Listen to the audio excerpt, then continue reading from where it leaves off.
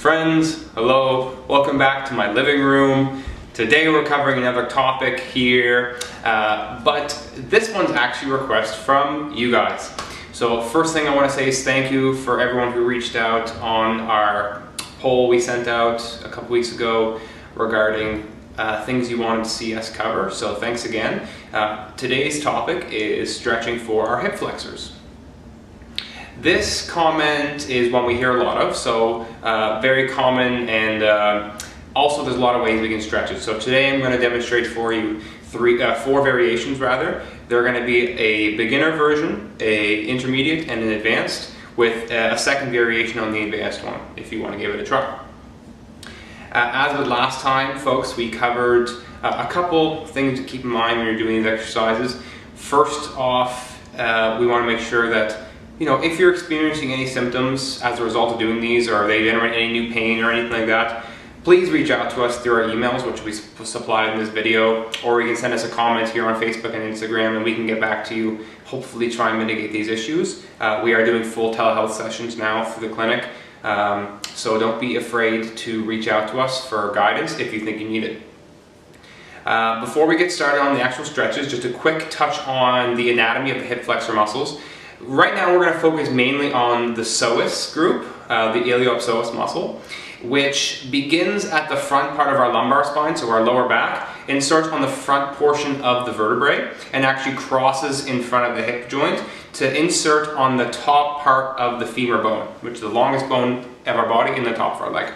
So when we are stretching the psoas muscle, we got to make sure that we're controlling both the origin and the insertion of the muscle, or where it starts and ends. So to do that, we have to make sure we're controlling for not only where the leg goes, but also where the back goes. So throughout the stretches I'm going to show you today, I'm going to comment on those things, because they're things you have to keep in mind if we're going to make sure we do them correctly.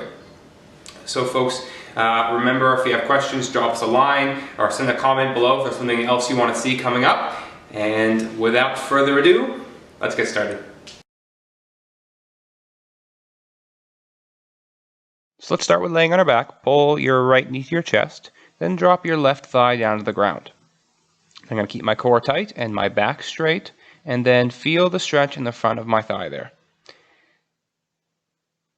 Here we have a second angle where, again, pulling the right knee to my chest, left heel is dropping down on the ground with a straight leg.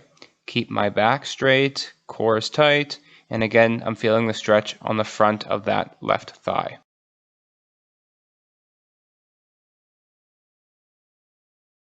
Once again, laying on our back, this time take a foam roller and prop it underneath of your bottom. Pull your right knee to your chest again. And then your other leg is straight, dropping the heel to the ground. Keep your core tight.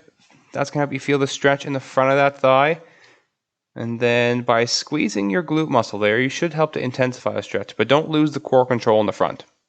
Here's a second angle. Again, feeling that nice stretch in the front of my thigh, keeping that leg straight. Core staying on, back staying straight.